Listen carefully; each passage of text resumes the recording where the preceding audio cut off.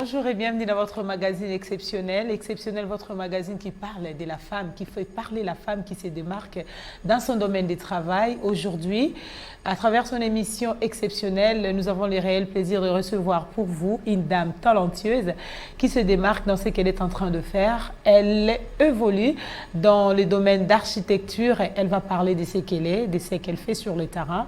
Déjà bien avant cela, nous allons d'abord suivre son portrait.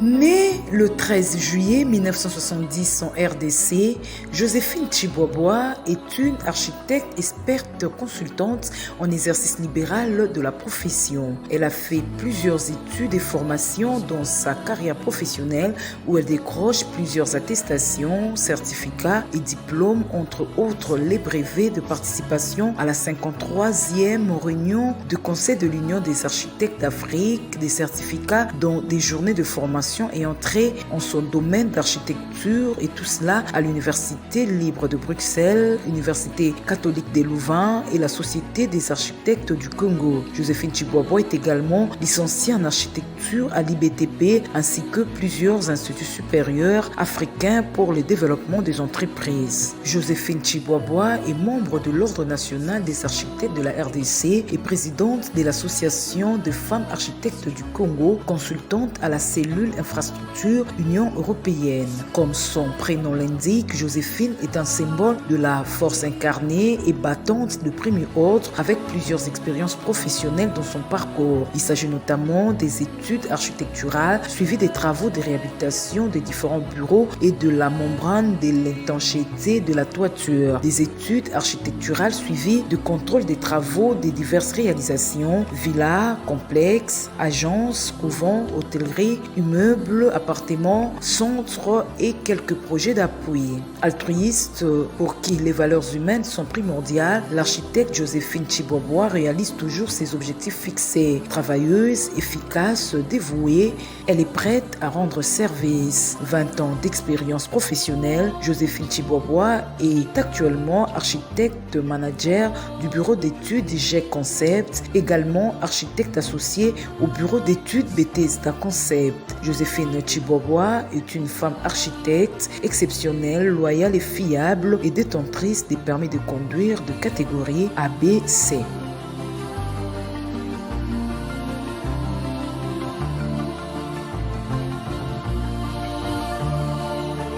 Voilà, merci beaucoup pour les portraits. Je vais dire bonjour, bonsoir à madame. Bonjour madame. Comment vous allez? Dieu fait grâce. Waouh, vous avez un CV tellement bombé. Qu'est-ce qui se passe dans votre vie? Un CV bombé. Merci d'abord d'avoir pensé à moi, de Oui. m'appeler pour que je puisse partager ce que je suis. Oui. Un CV bombé, je ne sais pas, mais c'est ça moi. C'est ça, vous. Tout au long de cette émission, comme je disais tantôt à l'intro, nous parlons de la femme, une femme modèle. Vous l'êtes déjà, laissez-moi vous dire ça. Avant d'entrer dans le vif du sujet, nous allons faire un petit recul, si vous permettez.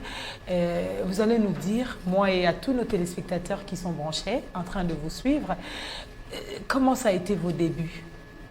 Une petite histoire? Très bien. Merci encore une fois de plus. Bon, un début a toujours été un peu difficile, mais je suis moi et de ma nature, je suis quelqu'un qui aime aller tout droit au but et n'est pas échouer, n'est pas penser que je vais échouer. Je fais d'abord les humanités commerciales, où j'ai fait toutes mes études humanitaires. J'ai fini en commercial. Oui. Finissant, j'avais l'intention de faire le droit ou l'économie. Oui. Comme toute personne qui fait les sciences commerciales, vous voyez un peu.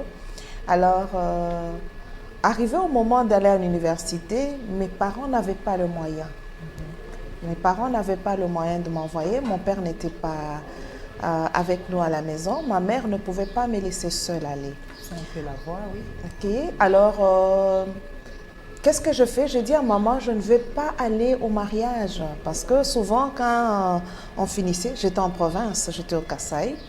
Alors, on m'a dit, non, non, mais quand tu finis, tu dois aller au mariage. De toute façon, même si tu étudies, on t'achètera toujours comme une chèvre. Je dis, même si on peut m'acheter pour une chèvre, mais j'aimerais quand même être une femme de valeur. Je ne vais pas aller comme ça à la maman, je ne peux pas. Elle ne pouvait pas faire autrement. Elle m'a attendu, elle m'a entendu. Elle a dit, bon, attendons alors l'opportunité qui sera donnée. Alors, j'ai attendu que notre papa vienne. Notre papa n'était toujours pas venu. Alors, il y a mon oncle qui est docteur, que je salue si jamais il pourra suivre ceci. C'est un médecin, le docteur Béa. Alors, il est arrivé à Kananga, là où nous étions. Je l'ai aperçu, je suis allée dire à maman que j'ai vu ton frère venir ici. Il m'a dit, c'est vrai, tu l'as vu? Ok, je vais aller le voir. Maman est allée voir le docteur. Il l'a vu, il a dit, amène-moi ta fille ici. Je suis allée et il a fait de son mieux pour que nous puissions revenir avec lui ici à Kinshasa. Venir à Kinshasa, voilà, qu'est-ce qu'il me dit? Je vais te faire inscrire à l'IBTP, à l'Institut de bâtiments et de travaux publics dans le temps. Aujourd'hui, c'est l'ISAU, qui est Institut supérieur d'architecture et d'urbanisme. Je lui ai posé la question, papa, c'est quoi encore l'IBTP? Voyez, venant de la section commerciale, je n'avais aucune idée sur ce qu'étaient des bâtiments. Alors, il m'a dit, tu vas faire ce que les autres femmes ne font pas. J'ai dit, papa, je ne saurais pas, je venais du lycée.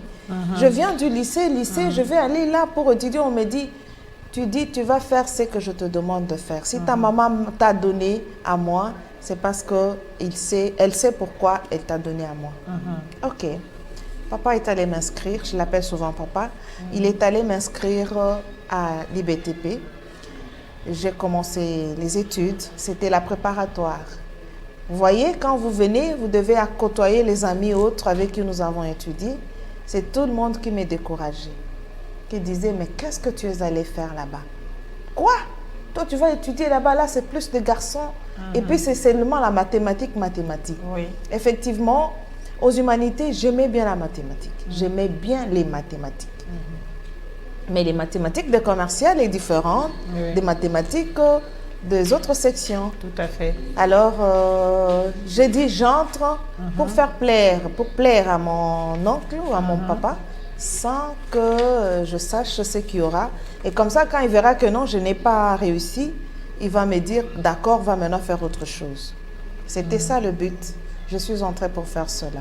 Mais en entrant là, on a commencé on a commencé à étudier. Et il y a eu l'histoire de Nguma, Bindo, où les étudiants ont cherché à avoir plus d'argent et cela est tombé. On a fermé, on a eu fermeture. Pendant la fermeture, j'ai cherché à créer autre chose à faire, à étudier, à faire des petites formations en anglais, en informatique, ainsi de suite. Mais mon oncle ne m'a pas laissé le choix de faire les autres études. J'ai attendu. Quand on a repris le cours, j'ai repris. En reprenant, je me suis dit, mais tiens, si je dois échouer, c'est pour que les autres me dépassent. Bien sûr que je vais faire 6 ans, mais eux vont faire 5 ans, mais je serai toujours derrière eux. Non, je préfère aller. Et je me suis donnée. Les cours ont commencé comme dans le temps, l'IBTP Ngaliema a été fermé. Tout le monde était sur 24 novembre. C'est là que tous nous étions. Et étant là, la préparatoire n'était qu'aux après-midi. Ça commençait vers 13h, 13h30. Et j'étais obligée de commencer à venir très tôt le matin, quitter la maison très tôt le matin pour commencer les études avec les amis, ceux qui avaient repris et ceux qui avaient fait les sections où les mathématiques étaient encore plus, comme maths physique et biochimie. Alors, on a commencé à étudier avec eux le matin. On faisait les cours nous-mêmes. Jusqu'à 12h, on arrêtait pour qu'à 13h30, on puisse reprendre les cours normaux. Et c'est comme ça que j'ai fait mon cursus. Arrivé à la fin de l'année, je suis passée en première session. Et cela a fait assez que je puisse dire que non, niet, je n'arrête pas, je ne veux plus échouer, je dois continuer. À attendre votre parcours, Cela montre à quoi vous vous êtes passée. Hein. Vous êtes vraiment une femme battante, laissez-moi vous dire ça, parce que vous Merci êtes lancée dans un monde où il n'y avait que 2 hommes, avec l'air caprice et tout ce qu'on disait, une femme en train de faire le domaine où il n'y a que les hommes qui évoluent.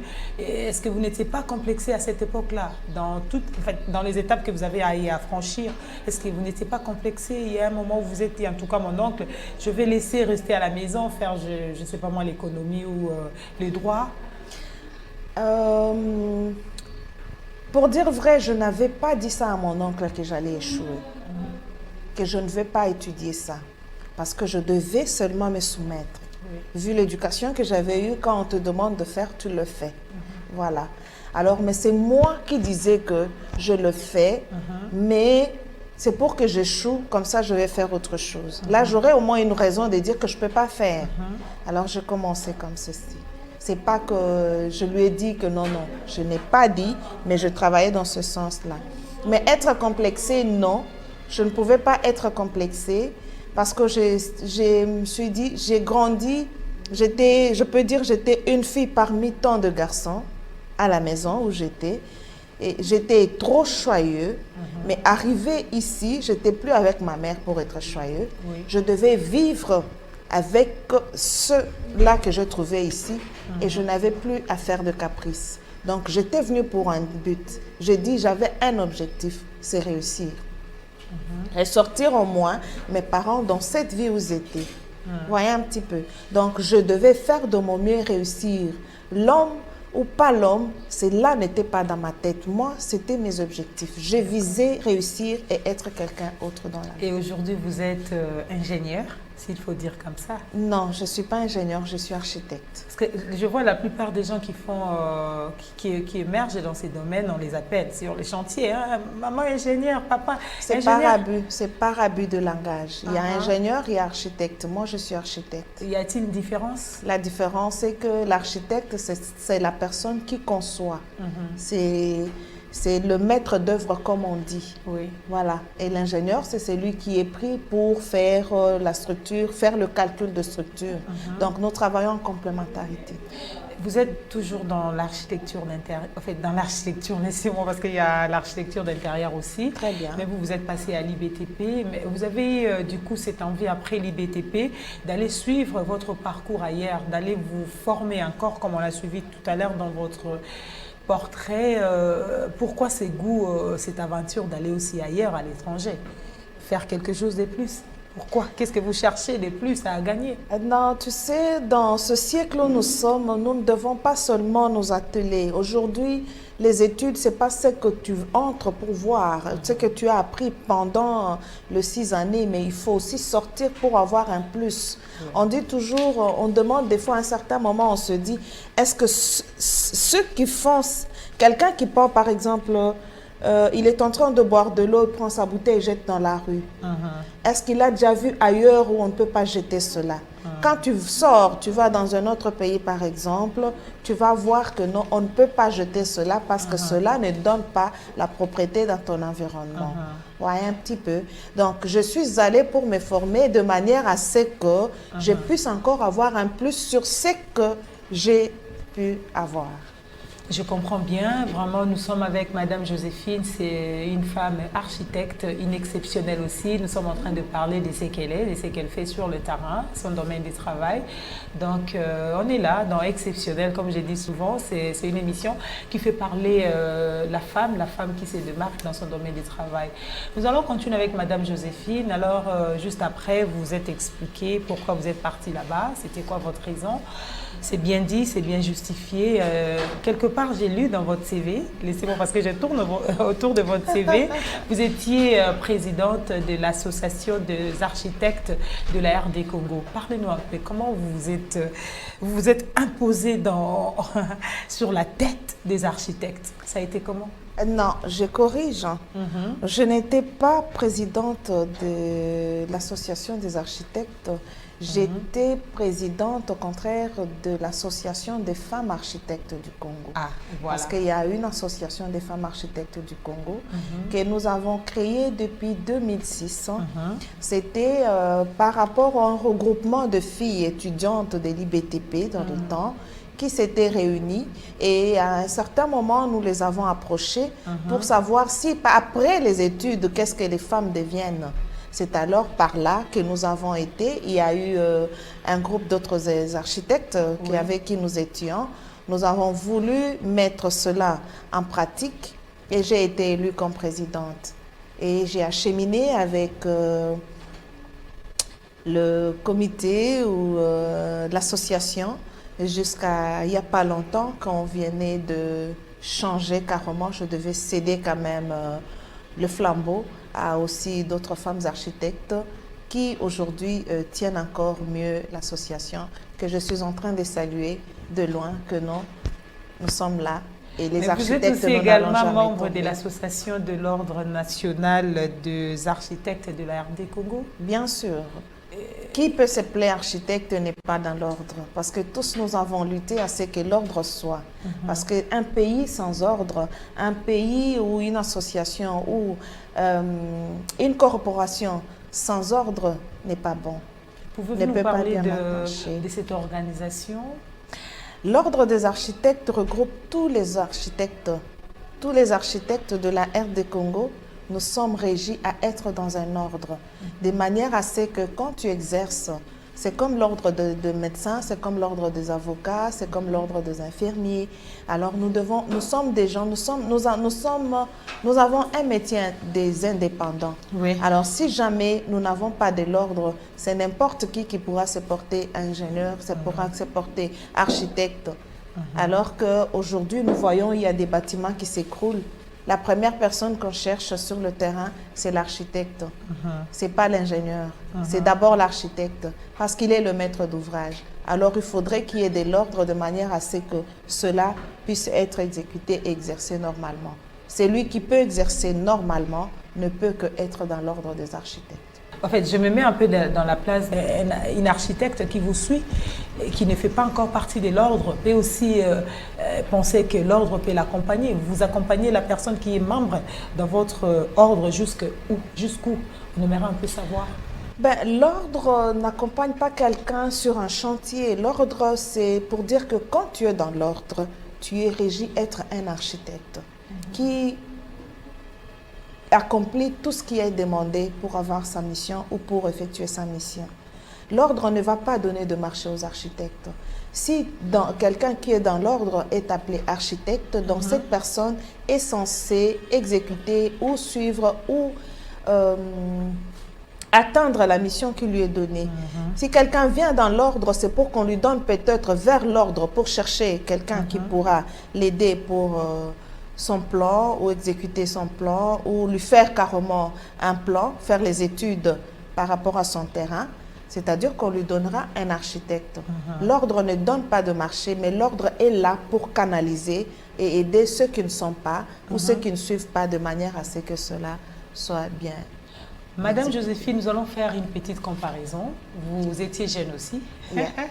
Donc, laissez-moi vous dire que vous êtes passée pour Je les suis encore. Hein? Ben oui, parce que ça se voit, rien à dire. Merci. Alors, je dis ceci. Pensez-vous que la jeune fille congolaise d'aujourd'hui, par rapport à ses rêves, ses ambitions, peuvent aller loin? Pourquoi pas?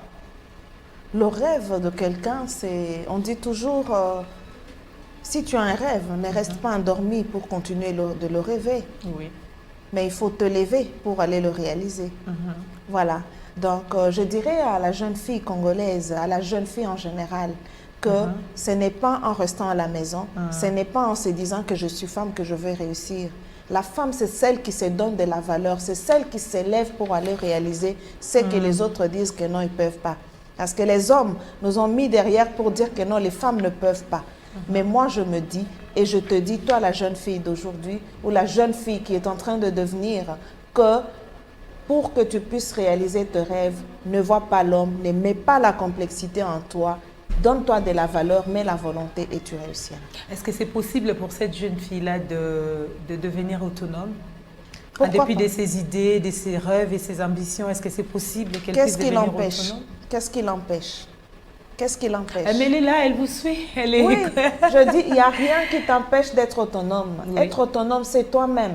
On parle de l'autonomie, c'est toi-même d'abord. Oui. Si tu te sens capable, et sens-toi capable, parce que tu es faite de la même manière que l'homme est fait. C'est que, et puis, de toutes les façons, tu es la force même, parce qu'on a tiré de l'homme, toi, pour que tu sois une femme. Et cette femme, tu es un mystère. Alors, ne cesse pas de te dire que tu as de la valeur pour que tu puisses faire ce que l'autre fait. Bon, je me dis, tu peux bien être autonome sans que personne d'autre ne puisse te le déranger. Ne te fie pas à la complexité, mais sois toi, car tu as une force plus que ce que l'autre, peut-être l'homme a. Dans le monde de l'entrepreneuriat, que reprochez-vous à la jeune fille congolaise? Parce Reprocher. qu'il y a beaucoup de choses qui se disent. Hein. Vous et moi, vous savez, hein, parce qu'on dit la femme qui émerge dans l'entrepreneuriat, elle est ce qu'elle est par rapport à son foyer, elle est indépendante, elle ne veut pas être au-dessus de l'homme, mais bon, je ne sais pas. Que reprochez-vous à ces femmes-là? Non, la femme reste femme. Ça, c'est un. Jamais, je suis architecte aujourd'hui, jamais je ne peux pas dire que je vais devenir homme demain. Je ne changerai pas. Là, c'est la volonté de Dieu seul. C'est Dieu qui a voulu à ce que je sois femme. Mais elle m'a donné toutes ces capacités de pouvoir aussi émerger et faire ce que les hommes font. Mais j'ai des limites. Quand je suis chez moi, je suis une femme au foyer, donc je n'ai pas besoin de me mettre à la place de l'homme. Mais quand je suis sur le plan de service, c'est ça le problème que nous avons. Je me dis, je sors, je vais au chantier. Au chantier, ce sont des hommes qui travaillent sur le chantier. Je ne dois pas chercher à les dominer, mais je dois chercher à savoir comprendre. C'est là que j'appelle au développement personnel. Si jamais tu n'as pas cette croissance en toi de savoir que non, la personne que je vis avec peut peut-être avoir un plus que ce que j'ai, tu n'émergeras jamais. D'où il faut savoir comprendre l'autre et savoir comment tu peux matcher ou mener ton équipe que tu as. Être sur un chantier avec des... J'ai déjà été sur de chantier ou je suis sur de chantier qu'avec des hommes. Et les hommes sur les chantiers ne sont pas faciles. Parce qu'ils te voient, toi, femme, venir lui donner l'ordre. Moi, je ne toucherai pas à la truelle. Je ne toucherai pas au burin. Je ne toucherai pas à la brouette. Mais je ne donne que de l'ordre. Mais il faut savoir comment donner cet ordre. Ce n'est pas pour dire que non, quand je donnais l'ordre, c'est-à-dire que non, j'étais dominée. Oui. Non, c'est question de savoir comment tu peux amener la personne à savoir, apprendre de ce que toi tu as. C'est un peu ça. Donc, ne pas se dire que non, je suis femme architecte et tout homme est en dessous de moi. Non, la femme doit toujours se soumettre. La femme doit se soumettre, mais la femme doit savoir comment, et l'homme doit savoir comment il va aider la femme à pouvoir se soumettre. Et votre point de vue par rapport à la parité? La parité, moi j'ai toujours dit, la femme architecte a déjà gagné la parité. Comment? Gagner la parité parce que je me retrouve déjà devant les hommes, je me retrouve déjà dans le clan des hommes. Pas à cause de l'argent? Non, pas à cause de l'argent. Parce qu'on dit souvent que les femmes architectes, quand ils sont là, et quand elles font des devis, quand elles sont sur le terrain, ça fait peur. Pourquoi ça fait peur? C'est ce que je parle de complexe. Il ne faut jamais avoir peur. Approche l'architecte. L'architecte, c'est comme un médecin. Quand tu vas chez lui, tu vas aller, tu attends à ce qu'il te donne ce qu'il a.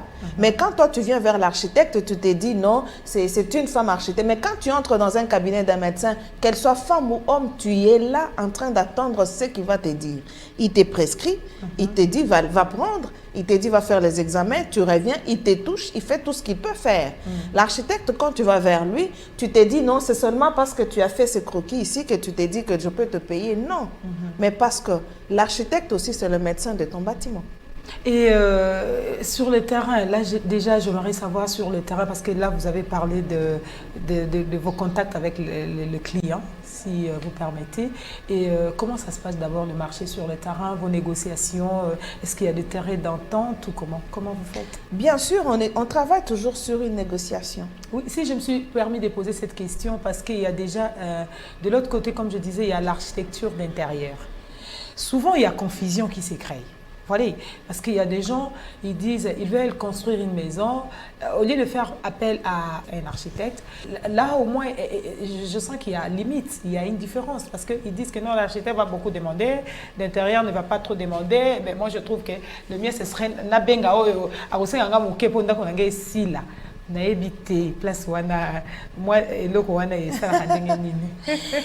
on dit bien l'architecte d'intérieur. D'ailleurs, jusque-là, dans notre pays, il n'y a pas d'architecte d'intérieur. Ah bon? Ce sont les appels des designers. Ce sont des designers. Là, mais là, il y a l'Académie des Beaux-Arts qui est là. L'Académie des Beaux-Arts. De l'Académie, il y a l'architecture d'intérieur. Oui. On parle de l'architecture d'intérieur, mais on ne forme pas des architectes d'intérieur. Il y a une nuance dans cela. Pour dire que nous sommes des architectes, moi, je conçois tout. Je suis comme l'architecte, c'est comme un médecin généraliste. Oui. Voilà. Donc, je fais toute la conception. Et je fais même l'aménagement. Mais quand nous faisons l'appel à l'architecte d'intérieur, c'est parce qu'il a une spécialité par rapport à tout ce qui est comme design dans le bâtiment. Mais quand on lui dit de concevoir, bien sûr, quelqu'un qui fait un aménagement à l'intérieur doit savoir aussi concevoir l'intérieur, mais pas l'extérieur. Si aujourd'hui on le fait, c'est par abus. Le problème, c'est quoi? Les maîtres d'ouvrage ne savent pas distinguer ce que c'est un architecte d'intérieur. Un architecte, c'est aussi un ingénieur. Oui. Et ne savent pas dans quel sens, où ils ne veulent pas payer chaque étape, parce que chaque personne a sa part. A sa part. Ce qui fait que tu trouveras un architecte qui te fait tout. Pourquoi? Parce que s'il va dire que non, moi je me limite à mon plan, mais je vais suivre les travaux jusqu'à la fin. C'est ça la mission. L'architecte, j'ai conçu mon plan, je fais toutes mes études, je vous ai soumis. Vous avez besoin d'un entrepreneur qui vient pour exécuter. Et quand il exécute, je suis là pour suivre jusqu'à la fin pour ce que j'arrive à donner la clé. Vous avez besoin de votre maison. Oui. Je dois vous donner une clé. Voilà la mission de l'architecte qui doit arriver jusqu'à la fin. Et maintenant, je dois avoir appel à un ingénieur si c'est un grand bâtiment qui demande carrément un calcul de structure. Oui. L'architecte est formé en ça, mais n'est pas tellement habile à ce qu'il fasse le tout. Parce que sinon, c'est ce que nous sommes en train de faire, mais abusivement. Alors, si je fais appel à un ingénieur, est-ce que toi, le maître d'ouvrage, tu vas accepter à ce que tu paies cet ingénieur ou pas? Mais nous sommes en train de faire des petites formations de manière à ce qu'on puisse appeler au maître d'ouvrage, de savoir comprendre que non, ou bien un architecte, un ingénieur, un architecte un designer a sa façon, a ce qu'il doit apporter aussi au bâtiment. Il y a ceux-là qui comprennent déjà. Et aussi, il y a autre approche, c'est on ne sait pas nous approcher soi-disant que nous sommes chers. On n'est pas cher, comme je disais avant, que tout est négociable. Oui. C'est-à-dire, tu viens, nous faisons les frais d'études ou les honoraires que vous devez payer, que le maître d'ouvrage doit payer, c'est aussi négociable. Il y a un pourcentage qui se met dessus pour le faire. Il ne faut jamais avoir peur. Il faut d'abord approcher de manière à ce que vous puissiez savoir qu'est-ce que c'est, au lieu d'abord de vous prendre par n'importe qui, de charlatans, qui vous demandez, donnez-moi un plan de 5 chambres, de 2 chambres, de ceci. Il te dit, donne-moi $500. Non, $500 ne vaut pas ce que toi tu as besoin. Tout à fait. Tout à fait, tout à fait. Vraiment, nous sommes en train d'apprendre beaucoup de choses de ce qui se passe dans votre monde.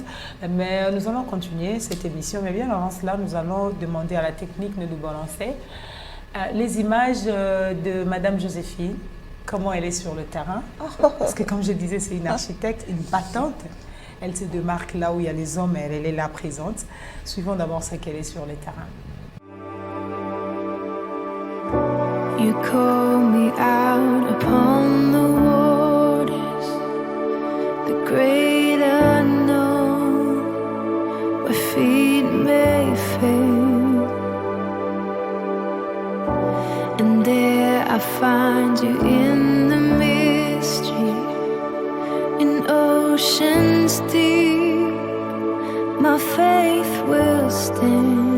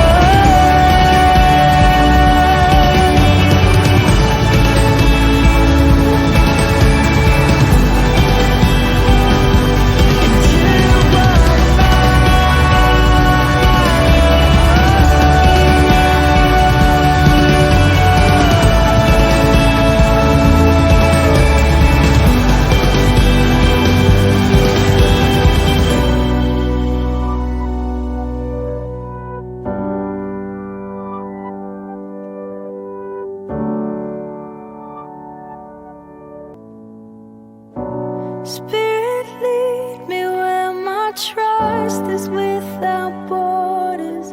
Let me walk upon the waters wherever you would call me. Take me deeper than my feet could ever wander, and my faith would be made stronger in the presence of my Savior. Spirit, lead me where my trust is without borders. Let me walk upon the waters wherever you would call me. Take me deeper than my feet could ever wander, and my faith would be made stronger in the presence of my Savior. Spirit, lead me where my trust is without borders. Let me walk upon the waters wherever you would call me. Merci beaucoup. Vous avez vu Madame Joséphine. Madame Joséphine, waouh, vous nous épatez. Vraiment sur le terrain, vous êtes tout autre. Comme on a eu Boina, on a Monikuna, donc on dirait Batumi Balé, mais Azara comme je disais, elle est exceptionnelle. À présent, nous allons parler de votre entreprise. Parlez-nous un peu de votre entreprise. Comment s'appelle votre entreprise? J'ai un bureau d'études. C'est pas une entreprise, hein? Non. Ce sont les termes que vous utilisez ou comment? Oui, l'entreprise, c'est autre chose et le bureau d'études, c'est autre chose. C'est aussi, ça s'appelle aussi dans le commun des mortels entreprise, mais c'est un bureau d'études quand nous allons pour chercher tous les documents. On est en train de dispatcher le tout. C'est un bureau d'études où je fais les études architecturales. Et il y a l'expertise, il y a l'accompagnement et tout. Alors, j'ai un bureau d'études que je nommais GEC Concept. Pourquoi GEC Concept. GEC qui veut dire Joséphine Études et Conception. Ah oui. Voilà. Et c'est un bureau que j'ai créé depuis que j'ai fini mes études, mais qui à un certain moment, je l'avais un peu fait asseoir parce que je devais d'abord apprendre aux autres. J'ai pu travailler dans d'autres bureaux d'études de deux autres architectes.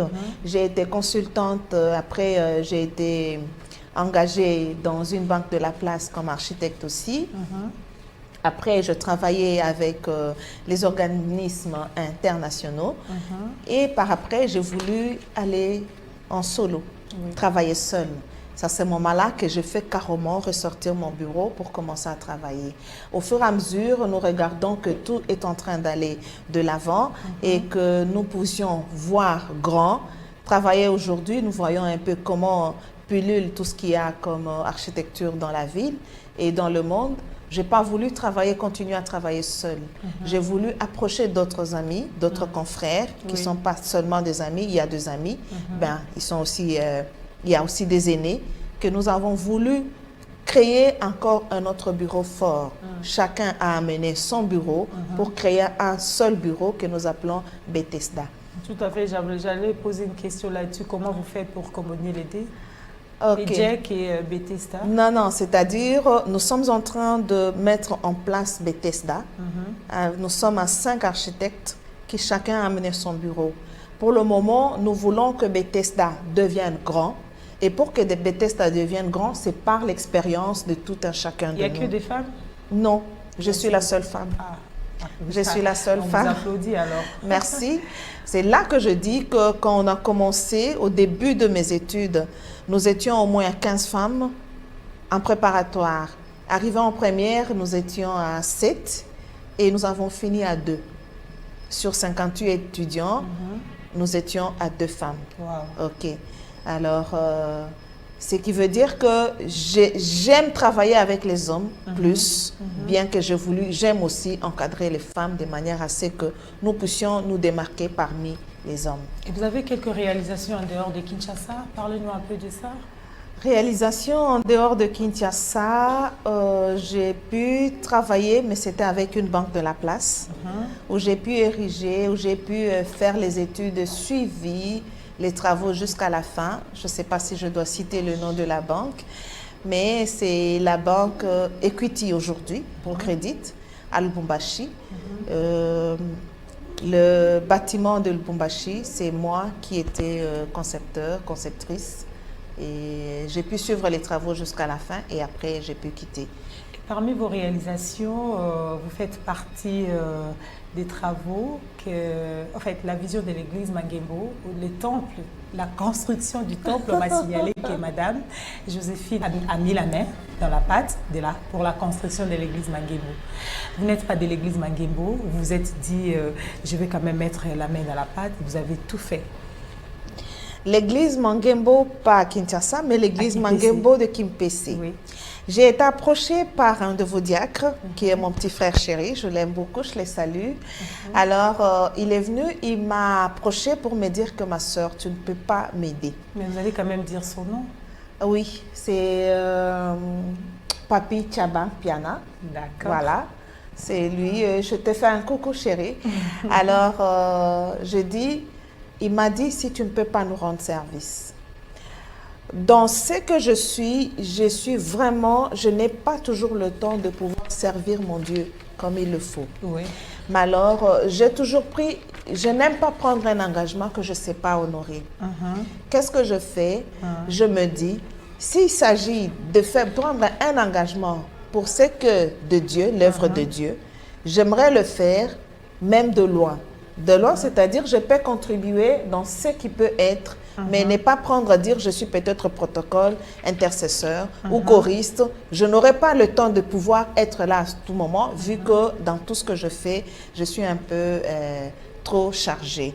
Alors quand il m'a parlé de ça, j'ai dit bon, il n'y a pas de problème, je peux t'aider. Et vous vous êtes lancée? Je me suis lancée, j'ai travaillé avec lui.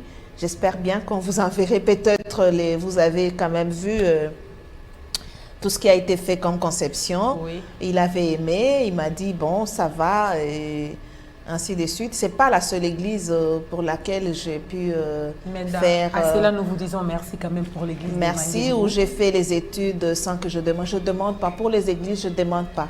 Je demande pas. Je dis toujours ça, c'est ma contribution. C'est fort en tout cas. Et voilà. sur quoi repose votre secret, votre réussite? C'est quoi les secrets de votre réussite dans votre domaine professionnel? Être correct et donner de la valeur à ce que je suis. Et la devise? La devise, qui vous accompagne dans tout ce que vous faites? Ne jamais se lasser et dire que l'échec n'a jamais été... l'échec ne me fait pas peur, mais c'est l'échec qui m'apprend. D'où je dois foncer pour réussir. Vous avez plusieurs casquettes. Et si on vous demandait de changer de métier, quel métier choisiriez-vous? Oh là. Changer de métier pour devenir quoi? Je ne sais pas. Je suis architecte et je resterai architecte à vie. Ça c'est un. Je suis une femme et je ne changerai pas à devenir homme. J'aimerais peut-être faire la médecine. Parce que j'aime bien aider toujours les gens. Donner déjà, être architecte, quand je donne déjà l'abri à quelqu'un, je le protège. Et si jamais j'étais médecin, je donnerais aussi la vie aux autres. En cela, je fais même autre chose. J'aimerais un peu savoir comment vous harmonisez votre temps. Joséphine est femme au foyer, femme architecte, frère, sœur, dans une famille. Comment vous faites pour départager tout ça? Pas facile, mais c'est question de savoir comment s'organiser. C'est toujours lourd, parce que quand je sors à faire à ce que je puisse dire que non, niet, je n'arrête pas, je ne veux plus échouer le matin. C'est comme ça que je dis, dans la vie, il faut avoir un objectif. Il faut savoir s'organiser, avoir classé le temps. À toute personne, il n'y a que 24 heures. Toute personne n'a que 24 heures pour réussir dans la vie. Oui. On n'a que 2 pieds, 2 mains, 2 yeux, 2 oreilles. On est une seule personne. C'est question de savoir arranger avec ton temps et être correct avec toi. Si tu as confiance en toi, tu sais savoir réaliser et organiser de ton temps pour que tout aille. Joséphine est passée sur les bancs de l'école, à l'université. Quelle est la place de l'éducation pour la jeune fille congolaise? Très capitale. Sans éducation, la femme ne vaut pas la peine. La femme est appelée à être éduquée. Et la femme continuera. Même aujourd'hui, moi, je suis toujours en train d'accepter l'éducation. Quand tu acceptes d'être dans un mariage, tu acceptes d'être avec un homme, quel que soit ton niveau d'études, quel que soit ce que tu es, accepte d'apprendre, même à nos enfants aussi nous apprennent. Aujourd'hui, avec le téléphone, par exemple, je prends le téléphone, je ne sais pas le manier, mais un enfant qui aujourd'hui est né, sait manier le téléphone plus que moi. Ça va pas. Donc, apprendre doit être la meilleure des choses que nous devons avoir. Et cette jeune fille mère qui est à la maison et dit je suis déjà mère, j'étais pas au mariage, j'ai pas honoré mes parents et je préfère rester à la maison et ne rien faire. Rester à la maison pour faire quoi? Justement. Rester à la maison, je n'ai jamais conseillé. Une fois, j'étais avec un de mes jeunes frères que j'ai encadré, qui est ingénieur. Je lui ai approché pour qu'il me donne sa femme. Je dois travailler dans une autre activité que j'étais ici. Alors, il m'a dit, non, tu vois, les enfants sont encore petits. Il faut qu'elle s'occupe des enfants. Je lui ai dit, tais-toi. Vraiment. Ça, c'est ce que vous êtes en train de mettre dans la tête de vos femmes. Tout à fait. Non, la femme n'est pas seulement obligée d'être là. Oui. Elle doit se soumettre, mais elle doit savoir comment arranger sa vie. Dis-toi aujourd'hui, regarde avec la pandémie ici. Si on regarde bien, sont plus les hommes qui sont partis et les femmes sont restées. Si cette femme reste à la maison sans avoir une éducation, sans savoir quoi faire, qu'est-ce que le monde sera? La femme, c'est une force. La femme, c'est celle qui doit tenir tout. Donc, son éducation, ça va de pair avec toute la nation. Et c'est quoi l'image que vous faites de la jeune fille congolaise à l'avenir? La jeune fille congolaise aujourd'hui... La femme congolaise, la jeune fille congolaise. Elle est en train d'aller de l'avant. Oui. Elle est en train d'aller de l'avant.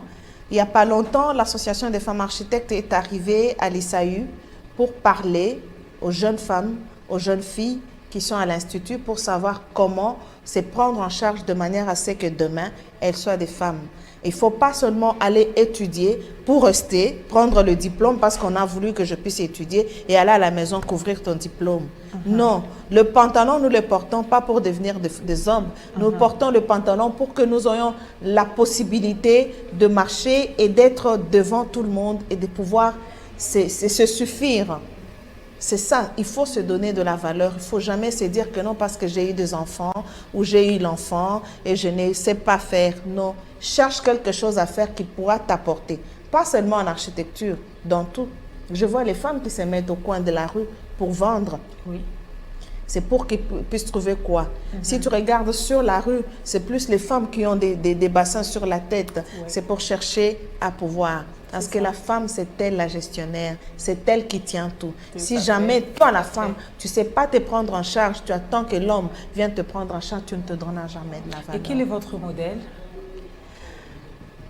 Oh, mon modèle? Dans votre domaine, toujours dans votre domaine de travail, c'est qui votre modèle? Je ne sais pas. J'ai toujours aimé voir toutes les femmes qui s'élèvent. Toutes les femmes, je ne sais pas citer laquelle de femme, mais j'aime la femme dynamique. Une femme qui s'élève pour dire que non, j'ai réussi, c'est cette femme que je suis. Ouais. Je ne peux pas citer que telle. Mais une femme qui se démarque, et pas une femme qui fait, mais qui est correcte dans ce qu'elle fait, c'est ce que moi j'aime être. Waouh, ça c'est intéressant. Et nous allons déjà chuter. C'est déjà pratiquement la fin de cette émission. Mais comme je l'ai dit, c'est une émission qui concerne les femmes, des jeunes aussi, des 0 à X âge. Et cette petite fille qui vous regarde, elle dit, tiens, j'aimerais être comme Madame Joséphine Tchibobois. Que lui diriez-vous? Ma petite chérie, je te dis que la femme, ce n'est pas l'apparence. La femme, c'est dans la tête. Alors, dis-toi que tu seras aussi comme moi, par exemple, si tu ne me prenais jamais comme modèle. J'ai déjà des petites filles, les filles de mes nièces, qui sont en train de faire l'architecture aujourd'hui parce qu'elles m'ont vu ce que je suis. Et pourquoi pas toi aussi, tu ne peux pas être ce que je suis aujourd'hui parce que je n'ai pas fait de miracle, j'ai donné ma volonté et voilà que j'ai réussi. Mais vous avez un beau teint, vous avez gardé votre ligne, vous êtes technicienne, s'il faut dire ainsi, Qu'est-ce qui fait que vous soyez comme ça? c'est une discipline. C'est une discipline. C'est une discipline qu'il faut se donner parce que je dois être souple dans ce que je fais. Je dois monter sur la toiture si jamais on fait la charpente. Je dois monter pour vérifier. Il y a aussi des difficultés. Par là, Oui. je vais vous dire, j'aimerais savoir des difficultés que vous rencontrez. Oui, nous avons des difficultés. Les difficultés, c'est dans tout ce que nous avons. Même les hommes ont des difficultés. Et les bons souvenirs que vous avez gardés dans ces domaines? Un bon. Je ne demande pas beaucoup. Un bon souvenir, c'est de réussir dans ce que je suis. Ça, c'est un bon souvenir. Je ne sais pas dire quoi. C'est réussir que je suis devenue architecte et je peux parler de l'architecture sans complexe. Et votre mot de la fin? Mot de la fin, je vous remercie d'abord, Madame Cosette. Merci. Et je remercie Papi Tchaba qui a voulu assez que je puisse sortir de ma coquille pour Assemblage. parler de ce que je suis. Souvent, je n'aime pas, mais plusieurs me disent que non, pourquoi tu ne peux pas? Parce que tu en as la possibilité d'apporter un plus chez les autres. Oui. Merci à la télévision Vert Pâturage qui a pensé à ma modeste personne pour que je puisse parler de ce que je suis. Oui. J'espère que c'est la première fois, mais ça ne sera pas la dernière. Non. Je reste ouverte et merci à toutes les femmes qui me suivent, les femmes architectes en particulier. Et je ne suis pas venue parler de l'association des femmes architectes, mais je parle en tant que femme architecte parce que cela nous concerne tous. Et à tous les architectes que je salue en passant, merci encore une fois de plus. Je vois pas Merci fort dire beaucoup, plus. merci beaucoup Madame Joséphine Chibobois pour votre présence sur notre plateau de Vert Pâturage Télévision dans son émission exceptionnelle. C'est fait pour nous un grand plaisir. Comme j'ai dit, femmes qui nous suivent dans cette émission, nous les femmes congolaises, on doit mettre la main dans la pâte. On doit tous mettre la main dans la pâte, travailler pour les bons développements de notre pays, pour l'avancement de la RD Congo. Et Madame Joséphine était une exceptionnelle qui a su montrer comment elle est en train de travailler pour l'avancement de la RDC, la République démocratique du Congo. Merci à vous qui nous avez suivis et aussi à la technique qui m'a accompagnée. Retrouvons-nous prochainement pour un autre numéro d'Exceptionnel.